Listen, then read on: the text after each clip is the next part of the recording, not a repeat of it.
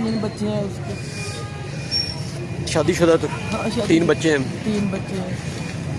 पहले कोई गल हुई ਤੁਹਾਡੇ ਨਾਲ ਵੀ ਸਾਨੂੰ नहीं ਸਮਾਂ बेटा किन्ने मेरे बेटे ना मेरी कोई बात नहीं। ਨਹੀਂ ਪਹਿਲੇ ਉਹਨਾਂ ਦੱਸਿਆ ਹੋਵੇ ਸਾਨੂੰ ਸਫਾਈ ਦੇ ਸਮਾਨ ਪੂਰਾ ਨਹੀਂ ਦਿੱਤਾ ਜਾਂਦਾ ਜਾਂ ਸਾਨੂੰ ਫੋਰਸ ਕੀਤਾ ਜਾਂਦਾ ਜਾਂ ਡਿਊਟੀ ਸਾਨੂੰ ਕੋਨੀ ਖੂਹ ਤੇ ਡਿਊਟੀ ਕੋਨੀ ਉਹਨਾਂ ਦੀ ਮੇਰਾ ਪੁੱਤਰ ਉਹਨਾਂ ਨੂੰ ਬਚਾਉਣ ਲੱਗਾ ਜਿਹੜੇ ਮੁੰਡੇ ਵਿੱਚ ਧੋ ਡਿੱਗੇ ਹਨ।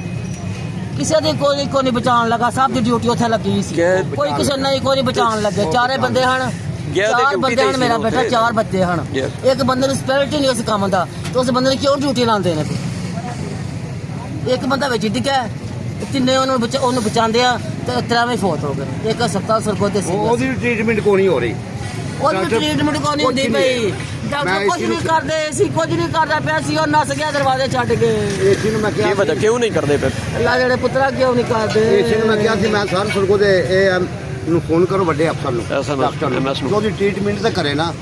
ਕਹਿੰਦਾ ਮੈਂ ਅਭੀ ਕਾਲ ਕਰਦੀ ਹੈ। ਇਹ ਕਹਿੰਦਾ ਪੰਜਾ ਹੈ, ਇਹਦਾ ਇੱਕ ਪੰਜਾ। ਫੌਤ ਹੋਣ ਵਾਲਾ? ਹਾਂਜੀ ਫੌਤ ਮੇਰਾ ਭਤੀਜਾ ਮੇਰਾ। ਭਤੀਜਾ ਹੈ। ਬਹੁਤ ਹਾਂਜੀ। ਹੁਣ ਮਈਦਾਂ ਤੁਹਾਨੂੰ ਸਵੇਰੇ ਉਹਨਾਂ ਨੇ ਚਵਾ ਦਿੱਤੀਆਂ ਸਨ ਜਾਂ ਆਪ ਲੈ ਗਏ ਸੀ ਤੁਸੀਂ? ਕਿਥੋਂ ਹਸਪਤਾਲ ਤੋਂ ਹਾਂਜੀ ਘਰ ਜਿਹੜੀਆਂ ਲੈ ਗਏ ਹੋ। ਇਹਨਾਂ ਚਕਵਾਈਆਂ ਨੇ ਦਫ਼ਤਰ ਵਾਲਿਆਂ ਨੇ, ਏਸੀ ਸਾਹਿਬ ਦਫ਼ਤਰ ਵਾਲਿਆਂ ਦੇ ਬੀ ਮਾਰ ਗਿਆ।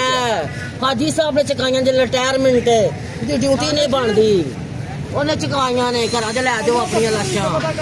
ਤਾਂ ਕਿ ਮਾਮਲੇ ਨੂੰ ਜਲਦੀ ਤੋਂ ਜਲਦੀ ਠੱਪ ਦਿੱਤਾ ਜਾਏ। ਹਾਂਜੀ ਔਰ ਏਸੀ ਨੇ ਪਤਾ ਕੀ ਇੱਥੇ ਬਿਆਨ ਦਿੱਤੇ ਨੇ ਜੀ ਜੀ 에ਅਰ ਵਾਈਡ ਨਿਊਜ਼ ਵਾਲਿਆਂ ਨੂੰ ਕਿ ਯਾਰ ਮੈਨੂੰ ਉਹਦੇ ਤੇ ਨਹੀਂ ਹੈ ਭਾਈ। ਹਾਂਜੀ ਕੌਣ ਸਾਨੂੰ ਜਿਹੜੇ ਵੀ ਆਂ ਤੁਸੀਂ ਦੱਸੋ ਗੱਲ ਕਰੋ। ਹਾਂਜੀ। ਉਹਨੇ ਕਿਹਾ ਜੀ ਮੈਂ ਸੇਫਟੀ ਸਕੀਮਾਂ ਜਿਹਨਾਂ ਕੋਲ ਕੋਈ ਸੇਫਟੀ ਨਹੀਂ ਹੈ, ਹਾਂ ਹਾਂ ਕੁਛ ਵੀ ਨਹੀਂ ਹੈ ਇਹਨਾਂ ਕੋਲ।